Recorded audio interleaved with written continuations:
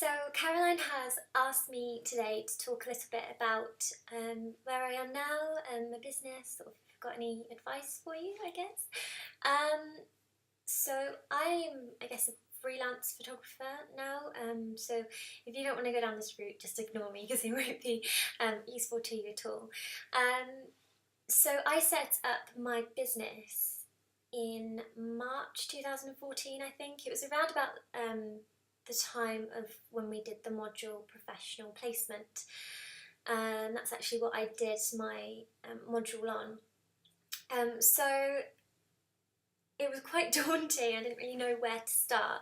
But luckily my mum and dad have owned their own businesses, so they kind of knew which direction to point me in. So I knew that I wanted to be a wedding portrait lifestyle photographer, really know which way I wanted to kind of focus on.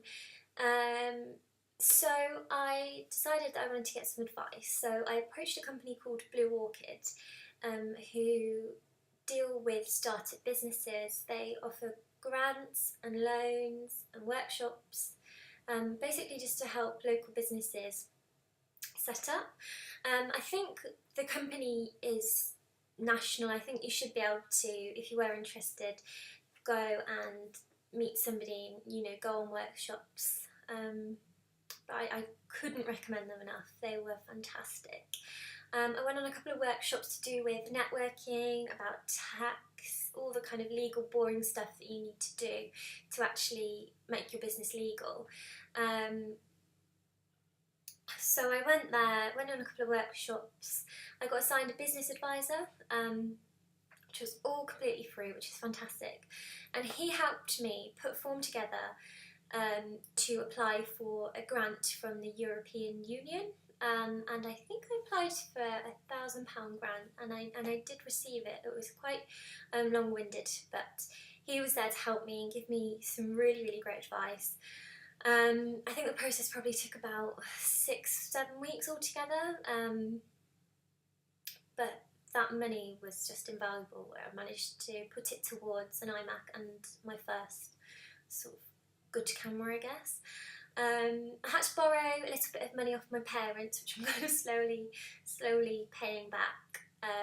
But it was a start, and me at that time, I didn't have sort of any income really, or any way of saving for that kind of equipment.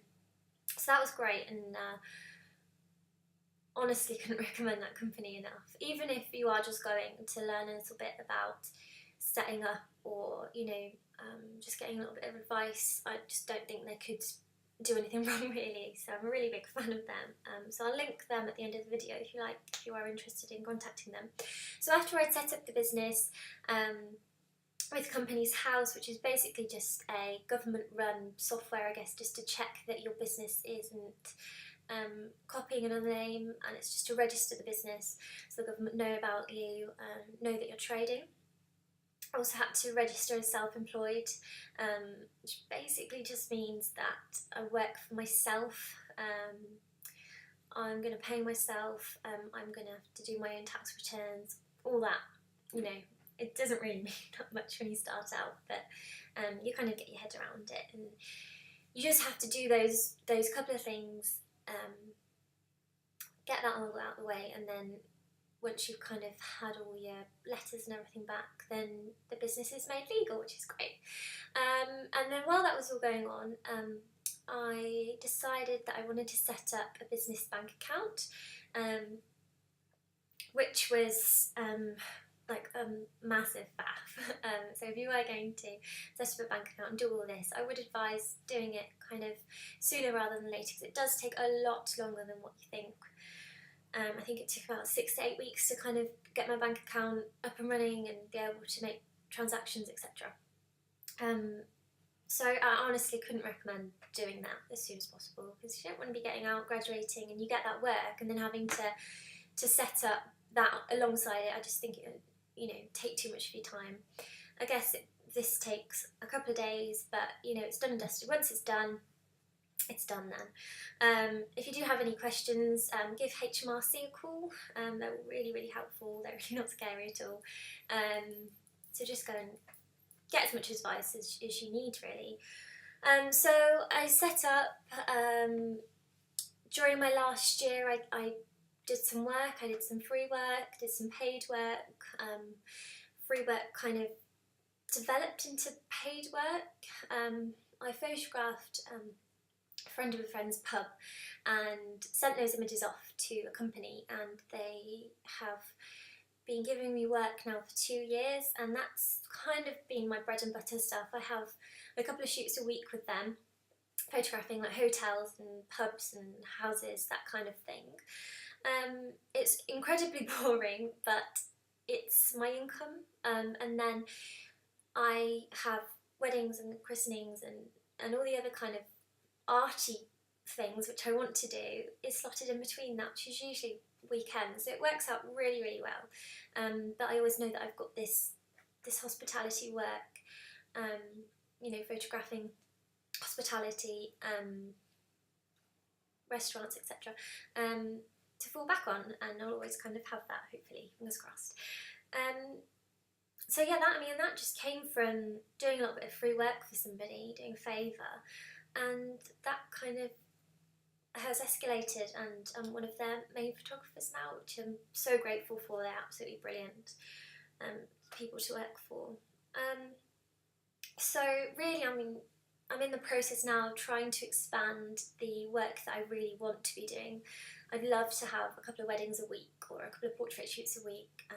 At the moment this seems like a distant kind of dream, but I'm sort of starting. I've got a couple of bookings this year and next year, but I'm kind of getting on the ladder really, to try and advertise. There's so much, literally so much competition with wedding photography.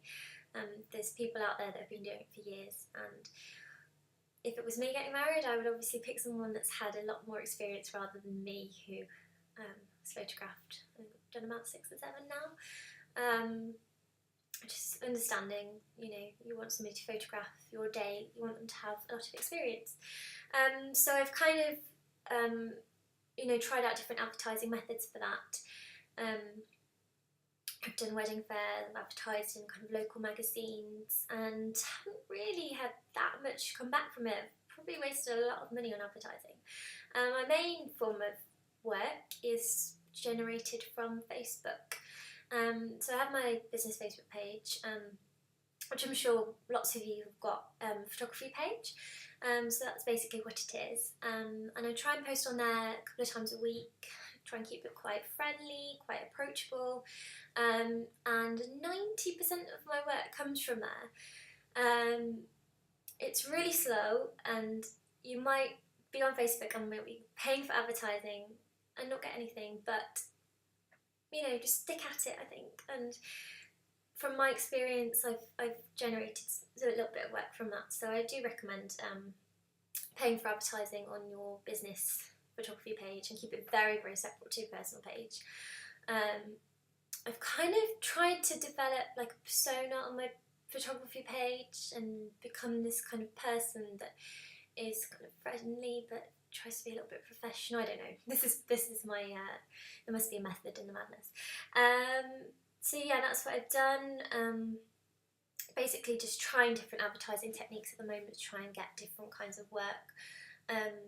And I just don't say no to anything really. I photographed hot dogs the weekend. I'm doing a christening next weekend. So I'm generating weird, really, really odd work. But I just say yes and then just learn how to do it afterwards. But yeah, just get your name out there, get your friends to share. Mine are badgered all the time to share my Facebook page, share this offer, and they're getting annoyed now. But just put it under people's noses, and if there is a friend or member of family, they know somebody that needs a wedding photographer, keep pushing it under their noses, and they think, oh, I know, so-and-so can do your wedding, they've just started out, might be able to save you a bit of money. But yeah, definitely recommend doing a little bit of free work if you haven't already. But as soon as you've done that free work and you've got that experience and you've got your portfolio, start charging immediately, as soon as you can, because you're obviously good enough, you're doing a degree, you're obviously good enough to be doing the work. Obviously you need to have that portfolio to show people, and sometimes the only way you're going to get that is by doing free work. But then as soon as you can start charging, research photographers in the area that you want to go into, and charge where you think you are, and don't be afraid to charge what you want to. I am now, and I'm getting work, so you'll get people that want you if you're charging that amount, and you're not going to get time wasters. I mean, there are obviously photographers out there that charge a couple £100 for the day, and you can kind of tell that they do, and I think people are out there that are willing to pay that little bit more and willing to pay for your talent. So yeah, just don't be afraid to charge people, and you charge what you need to charge. Work out how much it's going to cost you, work out how much time you're going to spend and how much profit you're going to make. I think I got most of my prices, I just worked out, and I had a look at other photographers, and it was around about mid-range, which I'm happy with. I'm going to make profit from. In a couple of years I will increase that if I'm getting work. Just do what you need to do, really. There's a lot of help out there, and you've just got to look for it. And there's a lot of platforms to help photographers and artists. People do tend to not want to pay artists, so really, really, if you're worth paying for, then don't cut yourself short. But you also need to do that bread and butter stuff to keep you going as well. So yeah, I hope it's helpful. Basically, I do recommend setting up, if you do want to go into freelance photography and you do want to work for yourself, set up as soon as you can, because you don't want to be worrying about it during the last few weeks of your degree. And if you can get it done now, spend a couple of days in the weekend researching, call HMRC if you like. They honestly aren't that scary. They're really, really helpful people, and it can be quite daunting. You can be scared to do something wrong in terms of tax and setting up, but people are there to help you, and definitely check out this Blue Orchid. I'll send the link across. So good luck. Thank you. Bye.